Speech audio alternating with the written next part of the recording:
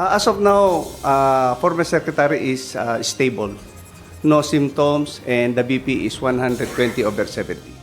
Binigyan na ng clearance ng mga doktor si dating Public Works and Highways Secretary Manuel Bonoan na ma-discharge matapos magpalipas ng magdamag sa Philippine National Police General Hospital.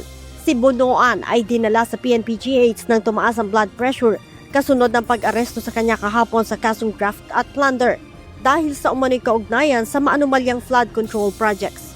1:23 ng hapon nang lumabas ang convoy nito mula sa loob ng hospital patungo ng Sandigan Bayan.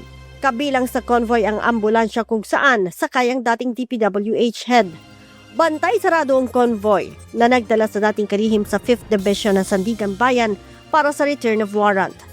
With our assessment, wala siyang symptoms and then stable ang kanyang BP, then he can be transferred.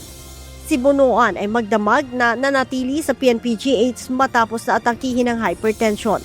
Kasabay ng pagsuko nito kahapon, pumalo sa 192/100 ang BP ng dating kalihim dahilan para isugod ito sa ospital. Sa magdamag na monitoring, unti-unti daw bumaba ang BP nito matapos na mabigyan ng gamot. Yesterday po, ang binigyan lang naman natin is clonidine para bumaba agad yung kanyang BP po. And then, yung maintenance niya na po.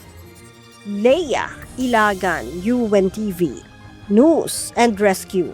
Diyos ang aming sandigan, serbisyo publiko ang aming pinahahalagahan.